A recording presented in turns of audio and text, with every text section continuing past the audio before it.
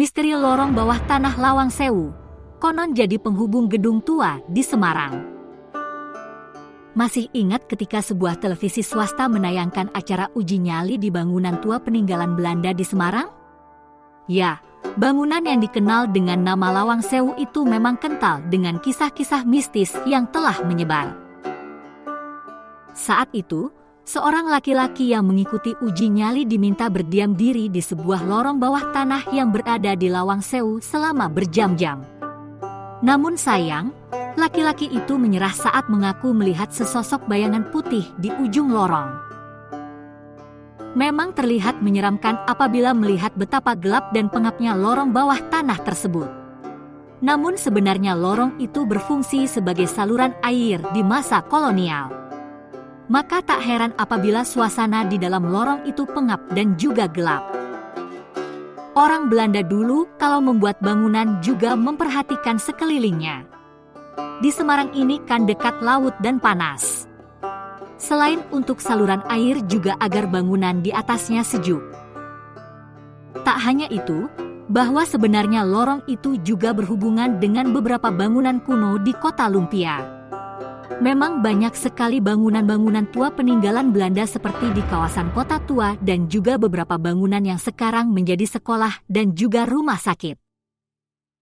Lorong ini kan memang aslinya menghubungkan bangunan tua di Semarang, yang sudah ketahuan seperti di daerah Kota Lama.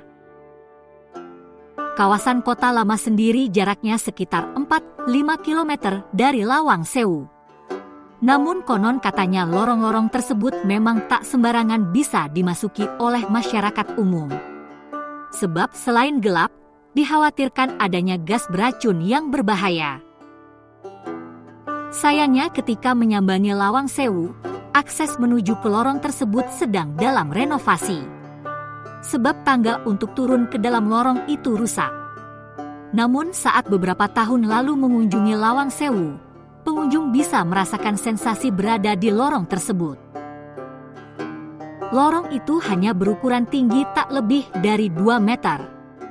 Di beberapa celah malah terkadang pengunjung harus membungkuk.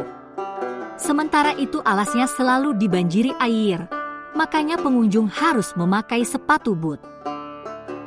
Air di lorong itu memang gak akan kering, karena di bawah itu kan memang lembab.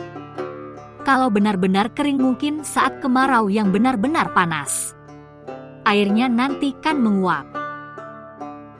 Satu lagi kisah yang menyelimuti lorong bawah tanah Lawang Sewu yaitu ketika Jepang berhasil menduduki Semarang. Saat itu Jepang menggunakan lorong tersebut sebagai penjara. Padahal di masa kependudukan Belanda, Lawang Sewu difungsikan sebagai kantor perkereta-apian.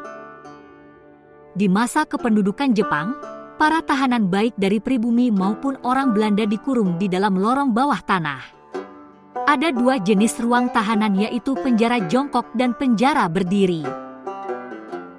Penjara jongkok itu berada di lorong bawah tanah yang bentuknya seperti bak ukuran tinggi 0,5 meter.